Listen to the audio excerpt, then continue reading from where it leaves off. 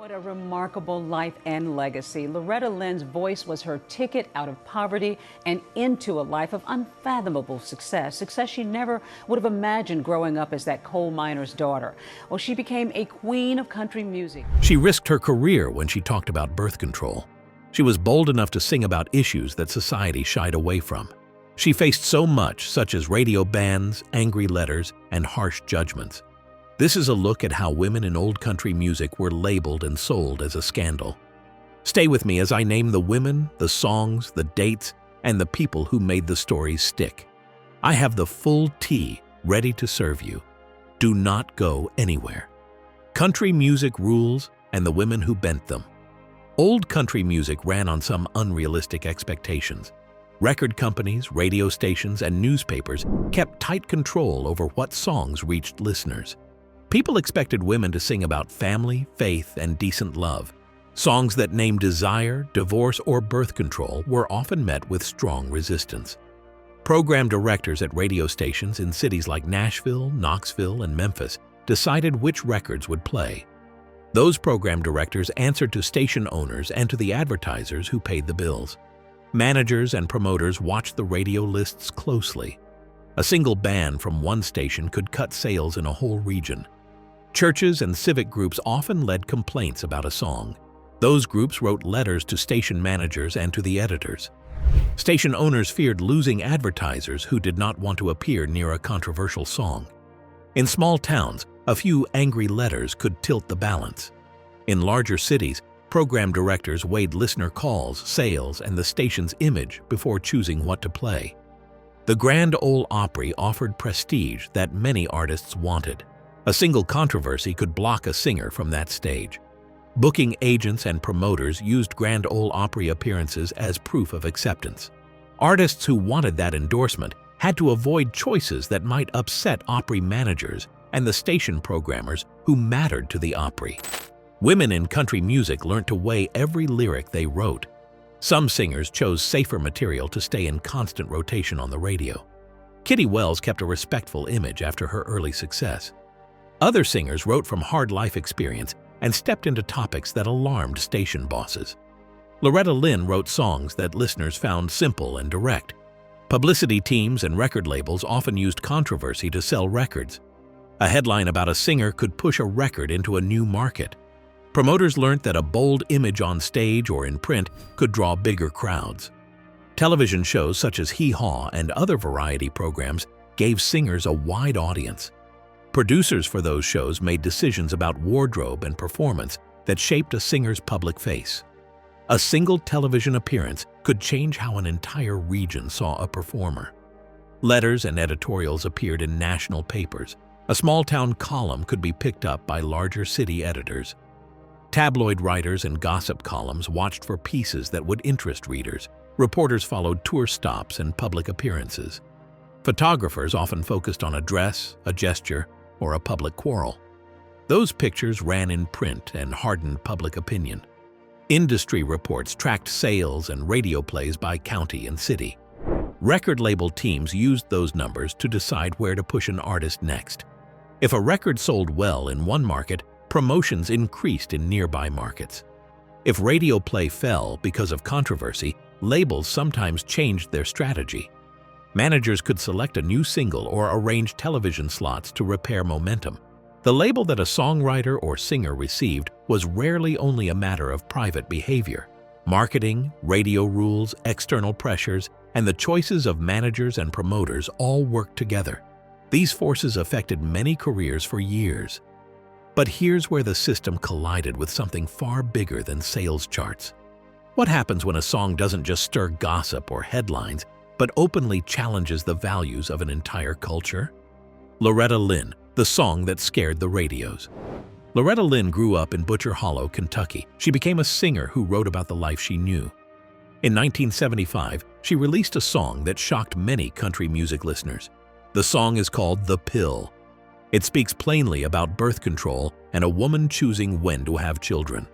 Loretta recorded the song at Bradley's Barn in Mount Juliet, Tennessee, in December 1972.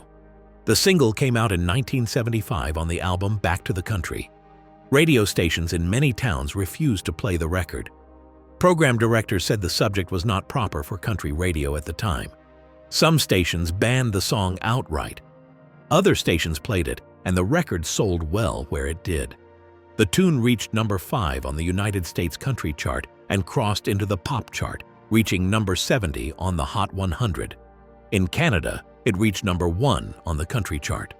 Sales could be strong even when radio play was limited.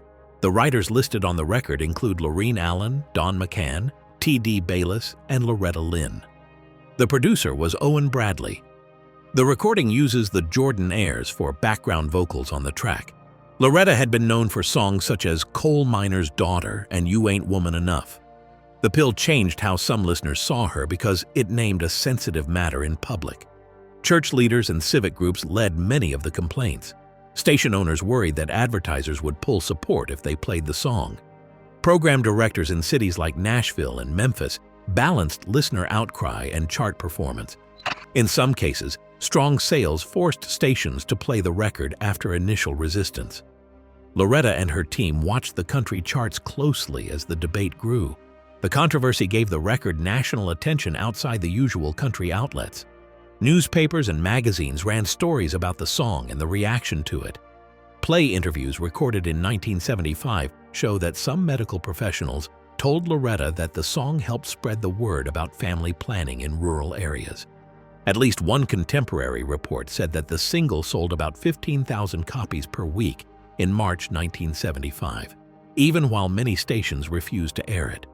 Loretta had 6 children by her early 20s and often wrote songs that reflected married life and hard work. The pill used humor and raw language to tell a story about relief from constant pregnancy. The record stepped into an issue that few country songs named so directly at the time. Producers, promoters, and record buyers all watched the result. Some promoters used the controversy to reach wider audiences. Some radio managers tightened playlists to avoid trouble. The single's performance shows how the music business in the 1970s handled a song that split public opinion. Loretta later spoke about how the song reached women who had limited access to information about birth control. That reaction added another layer to the record's history. The Pill remains one of the most discussed songs in Loretta Lynn's catalog. It stands as an example of how a single topic could change public reaction to a musician in country music of that era. The single's talk affected later releases and forced managers to measure public reaction before promoting similar songs across small towns. But here's the twist. Loretta's fight over the pill didn't just shift the sound of country music. It reshaped how women artists were packaged and sold. When rebellion met glamour, who truly controlled the narrative? Sex symbol turnouts: Jeannie C. Riley, Margot Smith, Dottie West. Jeannie C. Riley rose to fame with Harper Valley PTA in 1968. The song told of a mother who exposed hypocrisy and judgment. Harper Valley PTA reached #1 on the country chart and crossed into the pop market. After the hit, Riley moved from club dates to national television and larger spaces. Her stage clothes changed to bright, eye-catching dresses that drew attention in photographs and on variety shows. Magazine profiles highlighted her new look as much as her songwriting. Television producers booked her on variety programs and morning shows to meet a wider audience. The quick shift pushed Riley into interviews that talked about dressing, voice, and the story in her songs. Managers and publicists used the single to sell tours and television slots. Press attention fixed an image that people then repeated in articles and radio chatter. Sales and appearance fees increased for a time, while radio lists in some markets tightened around what they considered safer material. Margot Smith began her career on local radio stations and in small club rooms. She logged consistent work and moved from local name to national chart entries in the mid-1970s with songs such as There I Said It. In 1979, Smith released Still a Woman, and she changed her public image. She started wearing more revealing clothes and adopted hair and makeup styles that resembled mainstream pop stars of the time. Publicity photographs and magazine features emphasized that new look. Promoters used stronger language to advertise shows, and they booked Smith in larger rooms to test demand. The shift produced a sudden rise in attention and more television offers. Smith later said the image change produced mixed results and that it cost her some country radio momentum in certain markets. The record and the wardrobe drew buyers in some towns and triggered resistance in others. Dottie West built a long career marked by a lot of recordings and gradual reinvention. She recorded classic country songs in the 1960s and kept a visible profile through the following decades. In 1978, her duet with Kenny Rogers' "Every Time Two Fools Collide" reached #1 on the country chart. The duet exposed Dottie West to a broader audience and led to television specials and arena dates. Managers and producers updated her wardrobe, stage design, and song arrangements to fit those venues. The change in production and presentation opened commercial doors and also created debate among longtime fans. Television bookings and major label promotion pushed images that matched large stage lighting and city venues. These three cases show different approaches to public image. Jeannie C. Riley rode the momentum of a single crossover hit that transformed how she was seen. Margot Smith made a conscious choice to change her look and marketing to reach new audiences. Dottie West used collaboration and polished production to widen her reach while keeping links to classic country. In each case, managers, record label teams, and publicists shaped the public presentation. Publicists arranged photo shoots and television spots that repeated the chosen image across states. Record companies tracked sales by city and by county, and they pushed promotion where numbers showed strength. Radio program directors then judged whether a song and a stage image fit their station's audience. Television programs and national magazines helped make a new stage persona stick. A picture from a popular show could be repeated in many publications and posters. Promoters then used those images in posters and advertisements for larger audiences. If a new persona sold records in a market, labels pushed the singer harder in nearby towns. If radio play fell because of an image change, labels adjusted promotion plans and sometimes switched the next single. These changes affected bookings, radio play, and long-term memory for each artist. Some gained larger audiences and added chart success for a time. Others faced shorter radio runs, even as publicity increased. The examples of Jeannie C. Riley, Margot Smith, and Dottie West show how choices about wardrobe, publicity, and musical partnerships changed the public profile of women in country music. Press coverage played a large part in the story. Country music shows such as Hee Haw booked these women after a hit or an image shift. Photographers followed tours and sold images to magazines that printed interviews and spreads. Managers tracked that coverage and used it to book tours. Over time, repeated images and press lines formed a public memory that lasted longer than a single record. But as the spotlight grew brighter, the line between stage performance and personal life blurred. What happened when the songs weren't just entertainment, but ammunition for the tabloids themselves? Scandals, marriages, headlines, Tammy Wynette, Patsy Cline, and the tabloid era. Tammy Wynette married George Jones on February 16, 1969. They met in Nashville recording studios and later toured together. Tammy recorded "Stand By Your Man" in 1968, and the song became widely known. So many people talked about the song in newspapers and on the radio. Reporters linked Tammy and George as a public couple and followed their appearances. They sometimes billed themselves as Mr. and Mrs. Country music when touring. Their on-stage work and off-stage arguments often made headlines. In 1975, Tammy Wynette filed for divorce from George Jones, and the press reported the steps that followed. Some radio hosts and columnists criticized the message of "Stand By Your Man" and ran letters from listeners who objected. Station managers sometimes removed the record from playlists under pressure. The public talk mixed coverage of music with coverage of private life, while both singers kept recording and appearing live. Patsy Cline rose from radio shows and small club stages to national attention. "Walkin' After Midnight" in 1957 brought her wide recognition and regular radio play. Her record "Crazy" in 1961, written by Willie Nelson, crossed into the pop market and increased her reach. Patsy toured many states and appeared on television programs and variety shows. She sang at the Grand Ole Opry and at other well-known venues. Reporters asked about her family life, her managers, and her plans for new records. On March 5, 1963, Patsy Cline died in a plane crash while traveling to do her regular shows. After her death, magazines ran long features that collected memories from friends, band members, and writers. Those pieces often mixed first-hand accounts and later recollections. Photographers preserved images of Patsy on stage, in dressing rooms, and at events, and those photos helped form what readers remembered. Tabloid newspapers and entertainment columns focused heavily on country stars in the 1960s and 1970s. Editors printed readers' letters and short reports that city papers sometimes picked up. National columnists then rewrote those items for a wider audience. Photographers hunted for strong images that would sell magazines and newspapers in many towns. A single photograph from a concert or a candid moment could appear in several outlets the next day. Television bookings increased exposure and gave editors new material to use in stories. Producers for variety shows chose moments that would attract viewers and that often showed a singer's private side.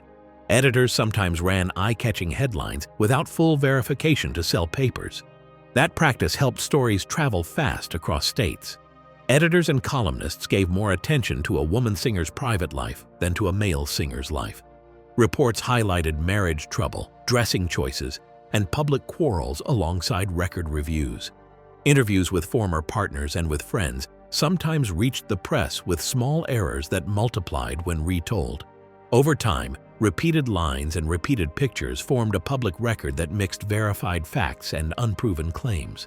That mix affected how readers remembered a singer and how promoters booked shows across regions. Television producers and magazine editors often chose photos that emphasized a woman's dress or a staged moment rather than her musical skill. Managers, record labels, and publicists watched how headlines changed ticket sales and radio play. A newspaper story could boost interest in a tour in one town and reduce radio play in another. Labels monitored which stories sold the most records and adjusted promotion plans accordingly. Sometimes, publicists arranged staged interviews or photo sessions to drive a desired headline. Those tactics influenced how readers saw these people's lives. Photographers preserved many public moments in images that later became part of a singer's public memory. But here's where things get even more complicated. Because behind every photo, every interview, and every rumor was a much bigger game at play. Who really controlled the profits and who just played along? Who profited from the label, record labels, radio, and the rumor mill? Record companies made money whenever a singer drew attention. Labels such as Decca, United Artists, and RCA moved when a record showed promise. Promotion teams watched sales and radio plays. If a song sold in one city, the label pushed it in nearby towns. Sales reports decided which songs got more advertising and which singers got bigger tours. Radio managers and program directors decided what listeners heard. They set playlists based on listener calls, ad revenue, and the pressure they received. Advertisers paid the bills and could pull support if a station played a song they did not like. Station owners tried to balance their sales with risks. A ban in one city could lower airplay and raise sales where stores still stocked the single. Promoters and booking agents profited a lot from strong headlines. Any artist who filled a hall brought profit for theaters and also to the promoters. Television offers variety shows or specials, often followed by a hit or a striking photo. Producers booked guests who could draw many viewers. Publicists arranged photo shoots and interviews to place a singer in magazines, mostly on their front pages. Tabloid writers and columnists sold copies by printing dramatic lines. Some editors often passed small stories to national columnists who rewrote them for wider audiences. Photographers supplied images that many outlets bought. A strong photograph could appear across countries and boost attention to a tour or a single. Record stores tracked weekly demand. Store owners reordered titles that sold fast. Labels used those counts to plan shipments and promotions. Chartmakers used sales and radio data to rank different songs. A higher chart position could attract new buyers and larger venues. Managers and publicists adjusted plans around what worked. If an image shift sold tickets, they booked larger rooms and paid for new stage outfits and lighting. If radio play fell, they changed singles or booked television slots. Those moves mixed business choices with public image. These patterns show clear cases. Jeannie C. Riley saw higher bookings after her crossover hit. Dottie West gained wide television work after her duet with Kenny Rogers. Loretta Lynn's controversial single sold well in stores, while some stations banned it. Margot Smith reported short-term attention after a bold image change and later said, "The move cost some radio play in some markets." Many people beyond the artists earned money from each headline and every ticket that was sold. The story of these women shows how courage, image, and controversy shaped country music in ways that still echo today. But it leaves us with a deeper question. Were these women truly breaking barriers? Or were they being reshaped to fit someone else's profit? And what do their struggles say about the artists of today? Tell us your thoughts in the comments section below. Don't forget to like and subscribe for more. Thank you for watching.